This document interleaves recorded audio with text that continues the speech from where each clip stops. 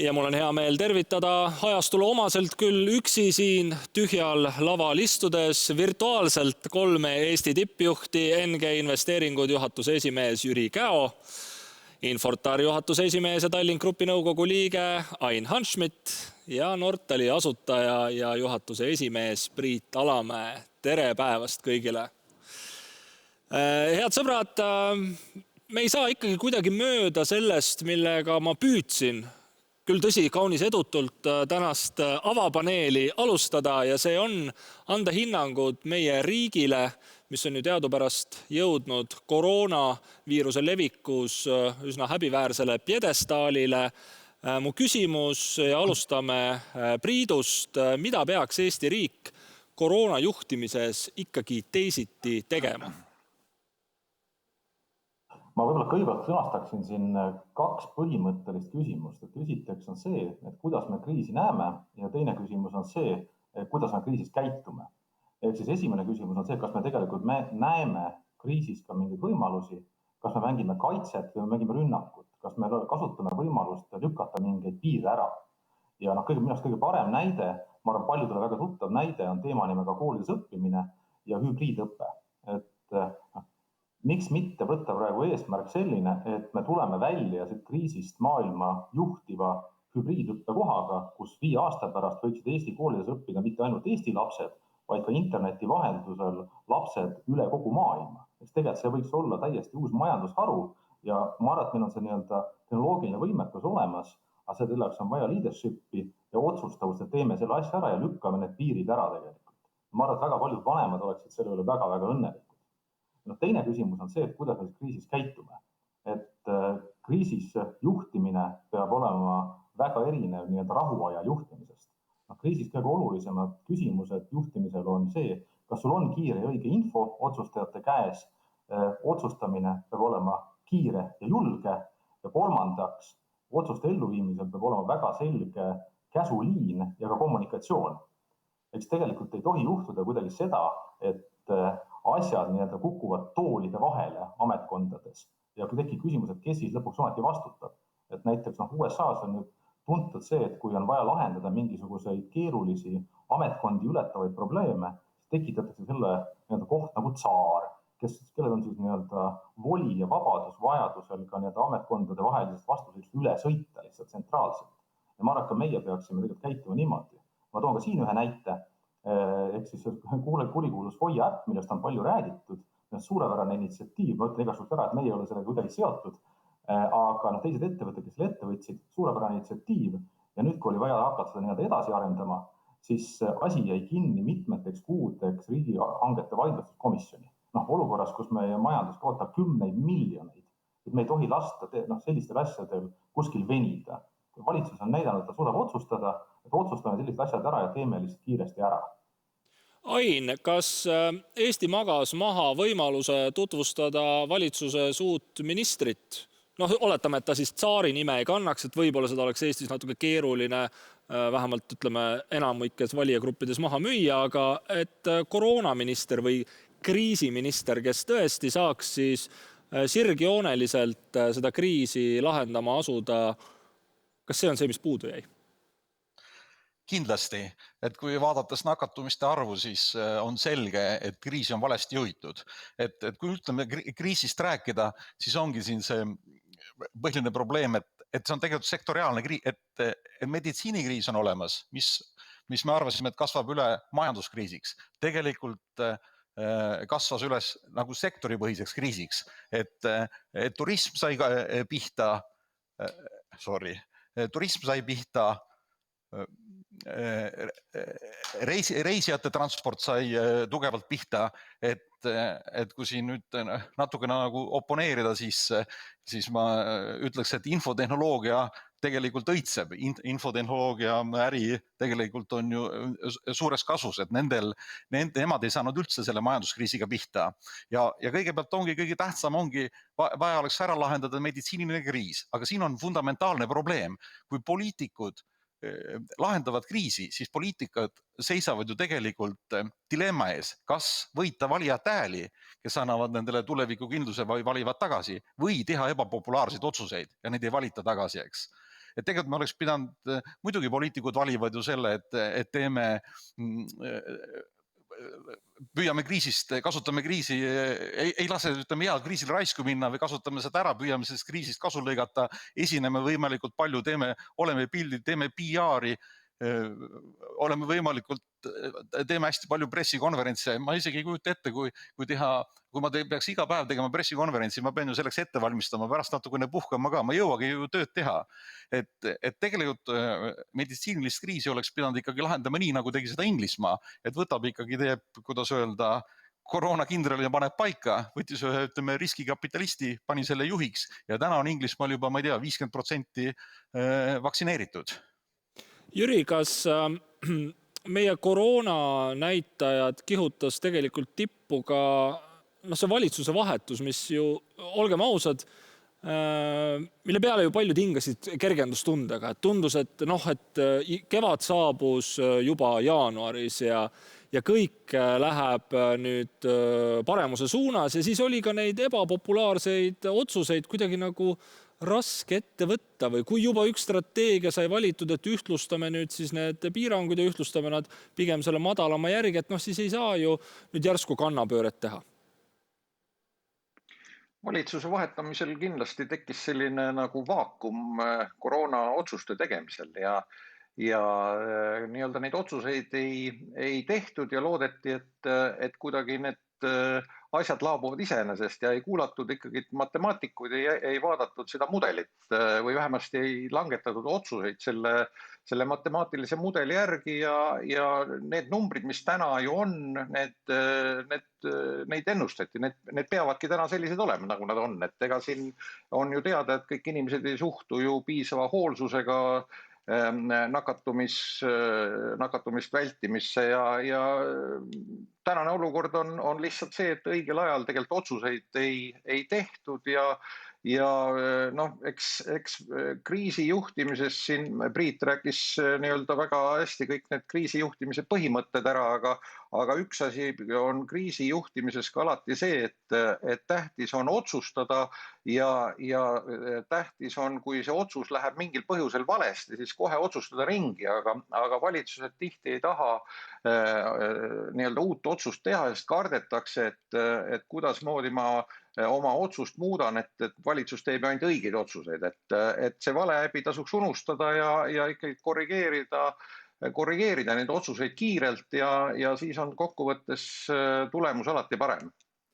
No mul on privileeg rääkida 3 mehega, kes ei pea iga 4 aasta tagant tagasi valimise pärast muretsema, te ei pea kellelegi meelehead tegema, aga teil on kõigil ikkagi tugev tippjuhi pagas. Äkki te annate 2-3 soovitust igaüks ja alustame Ainist, mida ikkagi praegu selle kriisi lahendamisel nüüd teha tuleks, et me saaksime siit kiiresti välja, et suvi piltlikult öeldes ei jääks vahele.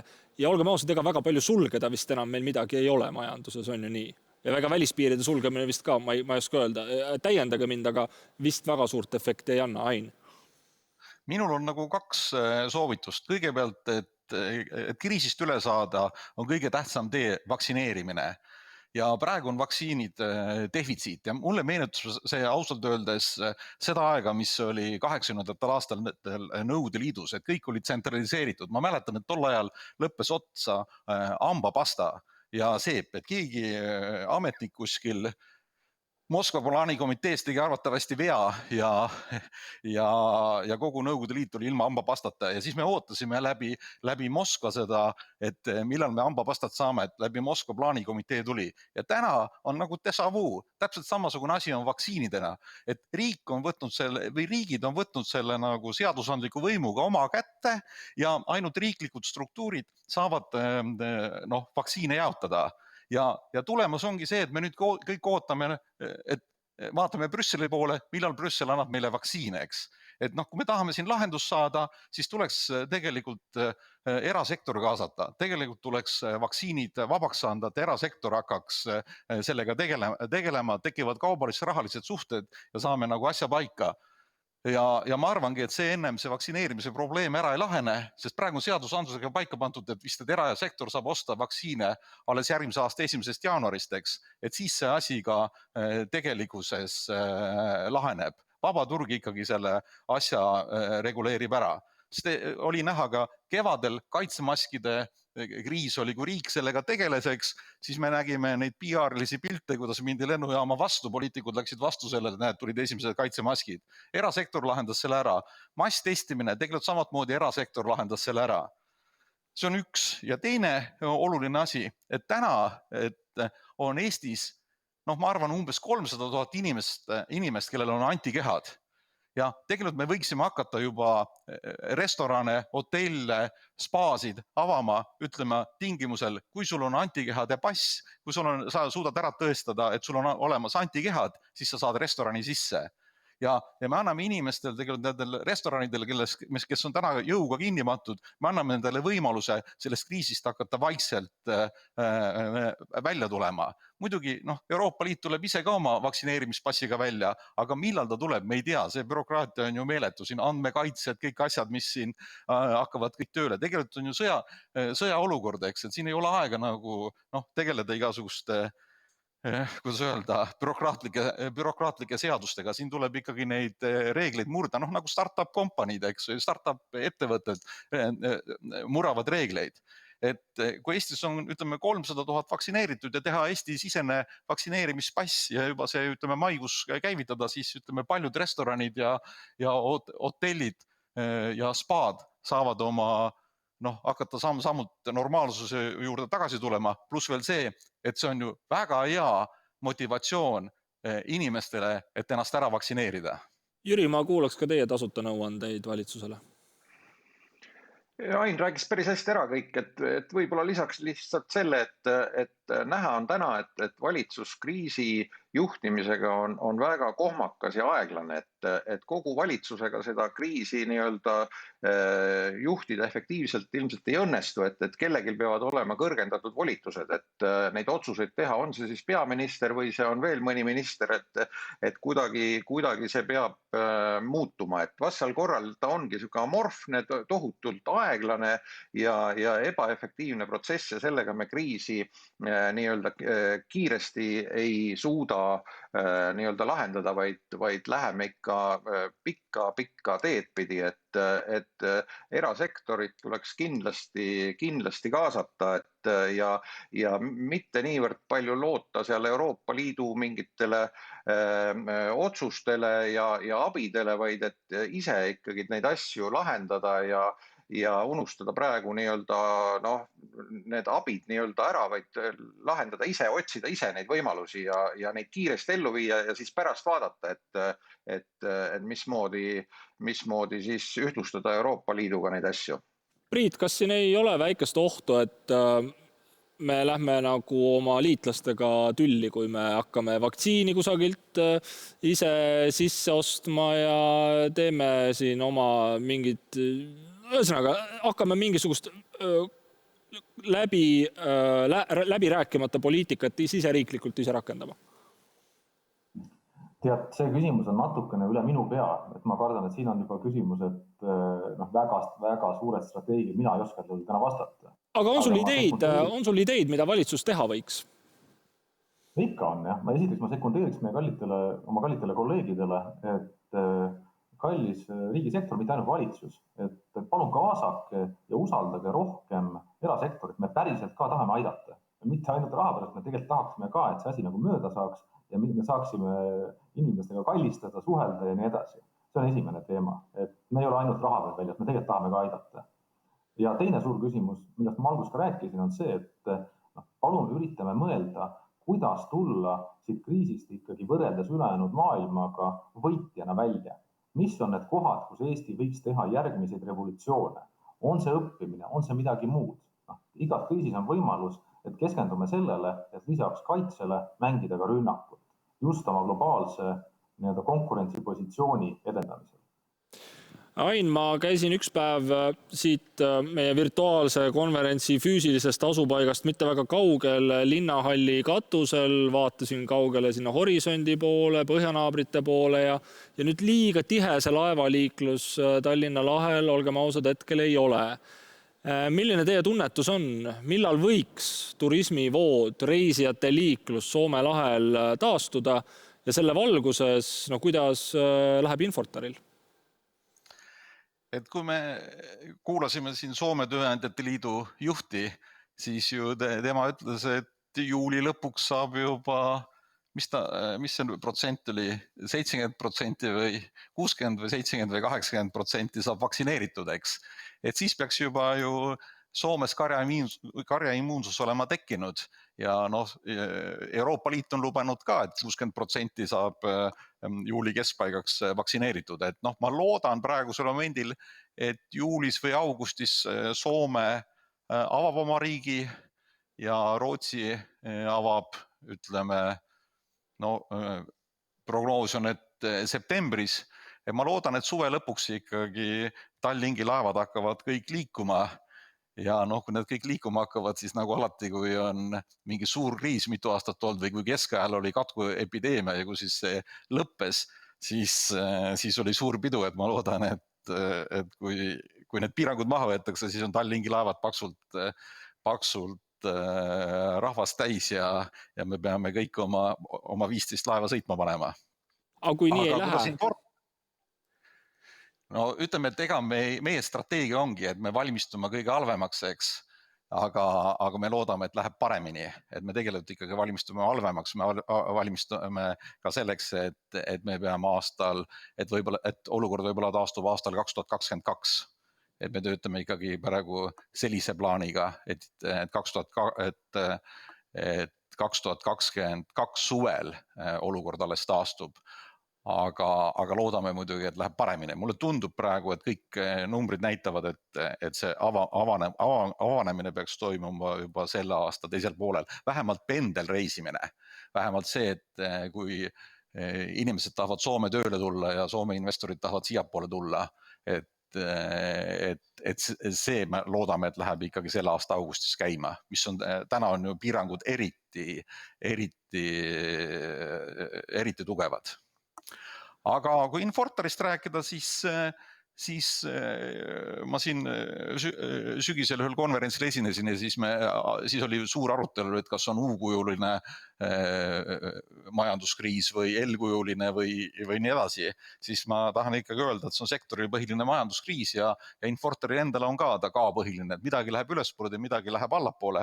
Mul oli eriti nagu vahva seda meenutada, et aastal 2015, kui me pidasime läbirääkimisi selle üle, et ära osta Eesti Gaas nagu energiaettevõtte, siis ma läksin panka ja üks pankur küsis, et Ain, miks sa tahad seda Eesti Gaasi osta? Ja see oli niisugune hamletlik või Shakespeare'ilik küsimus, et ma esimese hooga ei osanudki sellele nagu vastata. Ja nüüd aastal 2021 ma oskan vastata, et tänu sellele, et me Eesti Gaasi ostsime, tänu sellele on meil munad erinevates korvides, me tegeleme energeetikasektoriga ja tänu sellele Infortar elab selle kriisi üle. Kui meil oleks munad olnud ainult ühes korvis, siis me oleks ikka väga suurtes raskustes olnud. Et ma võin öelda jah, et meil on see, kuidas öelda, K-kujuline, et meil osad asjad lähevad allamäge, osad asjad ülesmäge, aga keskmisena elame selle üle. Jüri, kas teile tundub, et inimeste need harjumused ja muutused langevad tagasi sellesse vanasse turvalisse sängi, et me kõik tahame ikkagi käia edaspidi toidupoes ja leida uusi sõpru ja sõbrannasid ööklubidest või oleme me koroonajärgses maailmas järsku mingis uues kohas? Piiranguid enam ei ole, aga soovid on ka muutunud. Ma usun kindlasti, et maailm on ikkagi teistsugune peale selle kriisi lõppu, et ega see viirus ka ju kuhugi ei kao, et viirus jääb ju alles, et viirus jääb meiega elama ja kas ööklubisid enam kunagi olema saab, see on veidi kahtlane, eks ju, et täna nagu ei kutsuks kedagi ööklubi ärisse nagu investeerima, kuigi inimesed oma olemuselt kindlasti ju pidutseda tahavad ja koos käia tahavad, ega see ei kao nüüd kuhugi, et seda kindlasti tehakse, aga inimeste käitumised on kindlasti muutunud, et kui viimase aastaga on ikkagi kõik saanud aru, et tegelikult e-äris saad osta omale kaupu ja teenuseid väga mugavalt.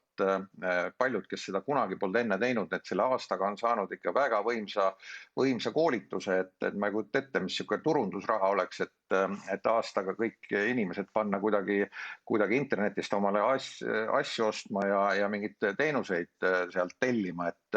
Nii et selles mõttes on kindlasti edukad need firmad, kes ei oota nii-öelda kriisi lõppu, loevad päevi, millal see kriis lõpeb ja millal taastub vana elu, et vana elu kindlasti ei taastu, vaid et edukad on need, kes iga päev mõtlevad, et kuidas ühelt poolt jääda ellu, aga kuidas ikkagi startida paremalt positsioonilt ja kuidas muutuda nagu tugevamaks, et need on kindlasti sellised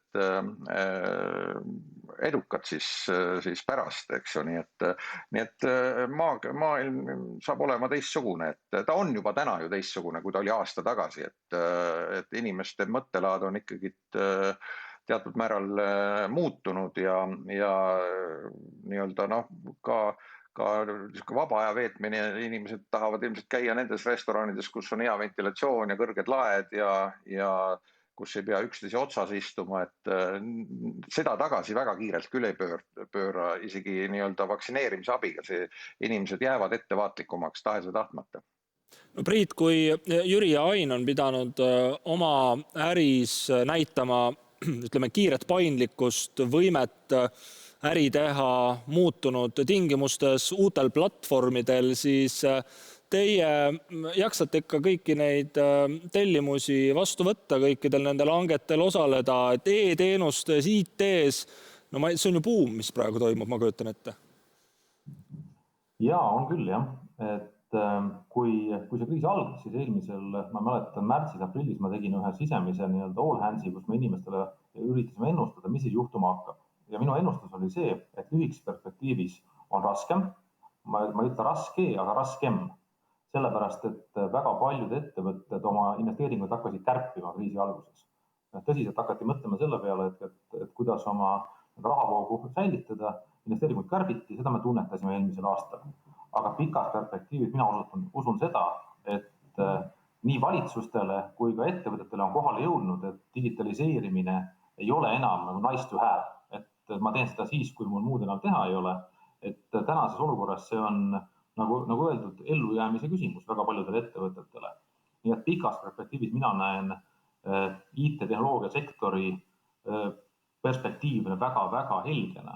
Ja oleme ausad, ega praegu juba on Eesti tehnoloogiasektor on globaalne, on ekspordil põhinev, on väga diversifitseeritud.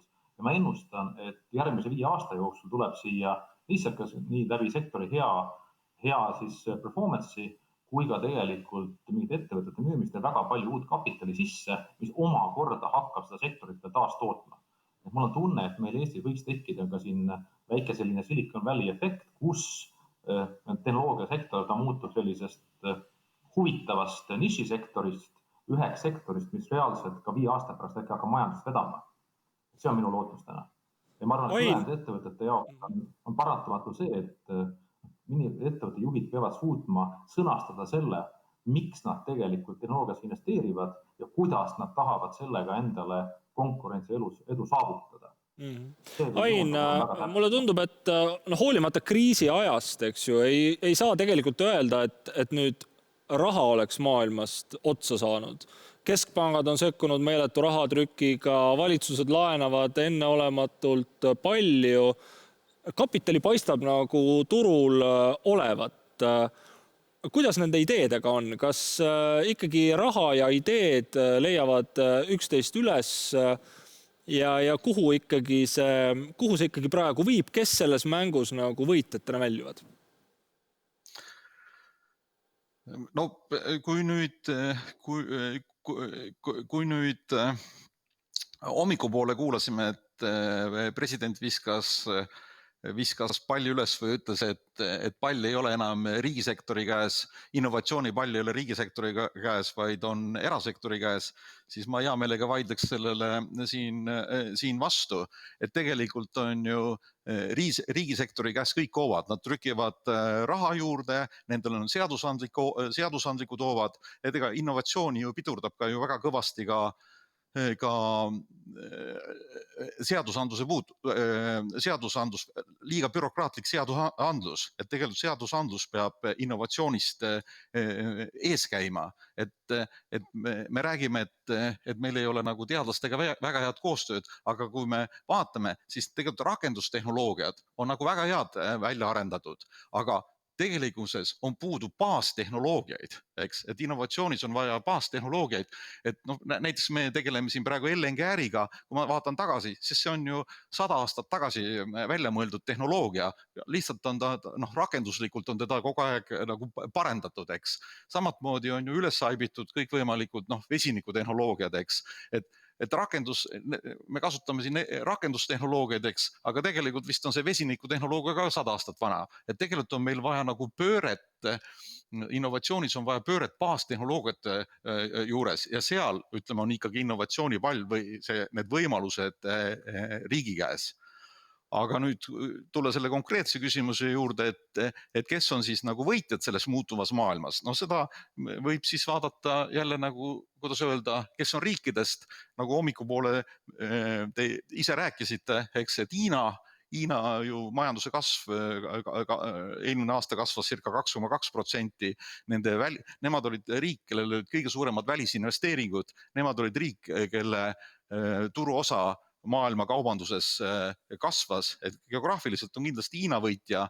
Kui nüüd vaadata majandusharude kaupa, siis majandusharude suhtes ma arvan, et ikkagi võitjad saavad olema kinnisvara, finantsvahendus, kinnisvara, e-kommerts, ütleme niisuguse suure kapitalisatsiooniga ettevõtted, kuna lihtsalt seda raha trükitakse nii palju juurde, et võib iga moment tulla ju hüperinflatsioon ja kui see on ilusti ära kapitaliseeritud need vahendid, siis elab selle hüperinflatsiooni üle.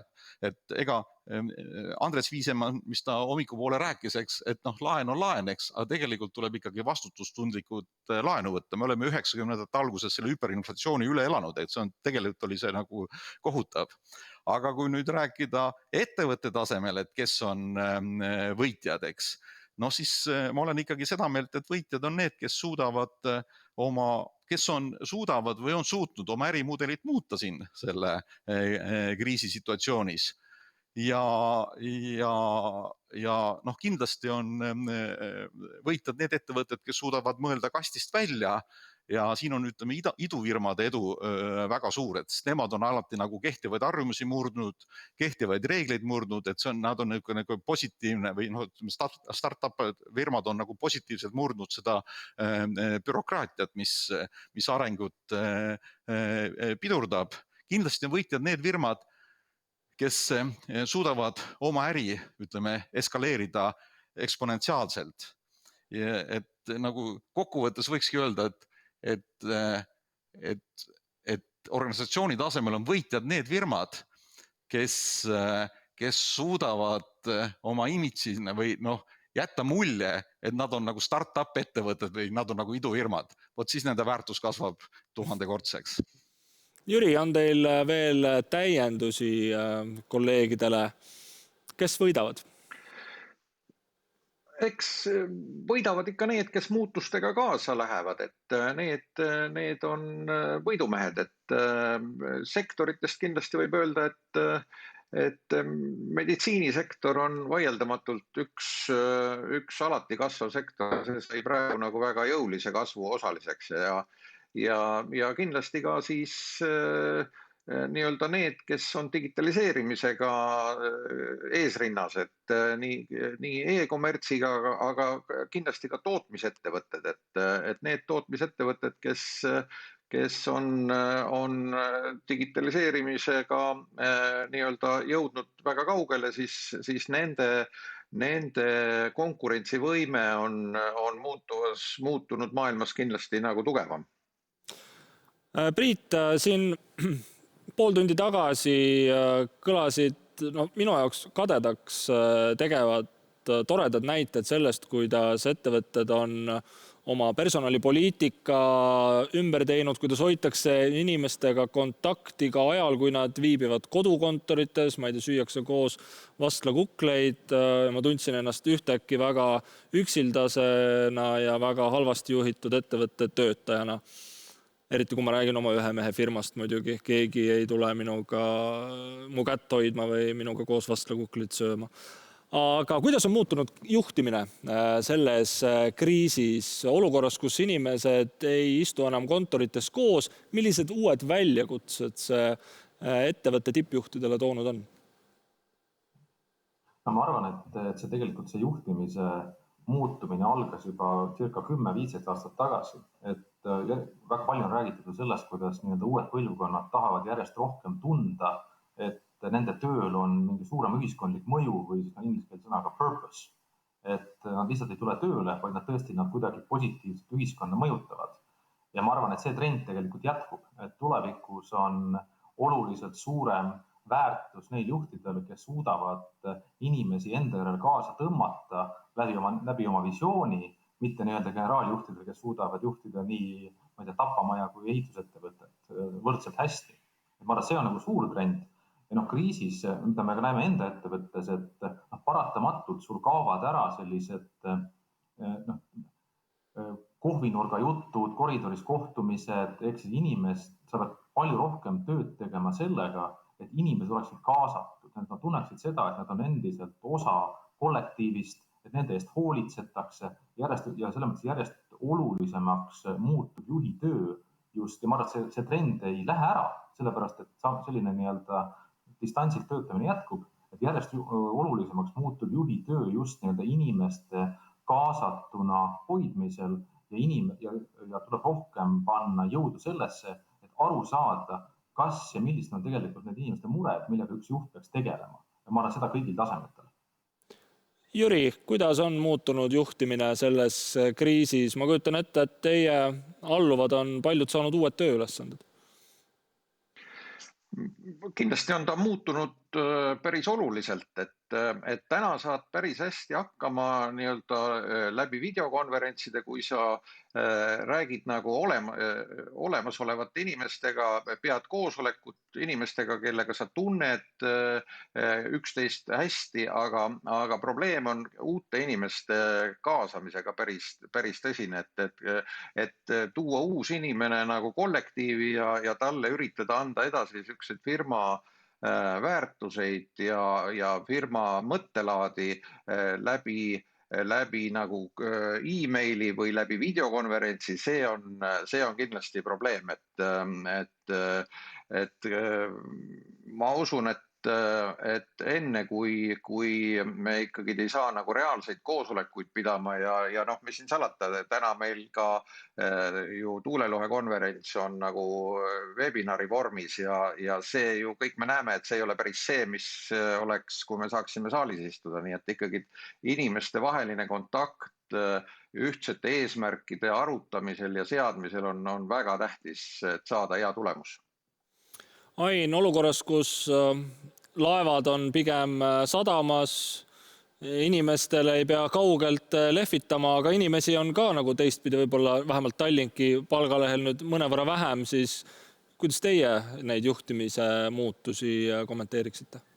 No kui meie oleme nagu, kuidas öelda, kriisi epitsentris, ütleme Tallink on kriisi epitsentris, siis me nagu kõige rohkem tunnetame ikkagi praegusel momendil seda, kuidas äri ja siis ühiskondlikud protsessid põimuvad üha rohkem, eks. Et surve sellisele ühiskonnale avatud juhtimise suunas kogu aeg kasvab.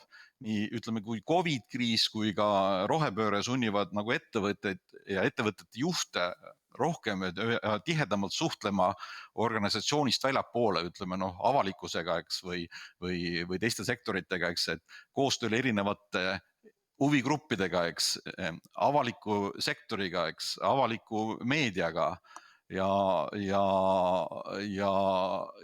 Euroopa Liidus on ikkagi praegu suur trend see, et riik ikkagi või valitsused üha rohkem ja rohkem sekkuvad majandusse, erasektorisse, et see koostöö nagu, või see, kuidas öelda, era- ja avaliku sektori põimumine on üha suurem ja suurem, et siin peab väga oskuslikult käituma, eks, et ma ei taha, eks meil on nagu ajakirjanduses näiteid ka väga palju, kui on natukene valesti käitutud, et mis siis juhtub, eks.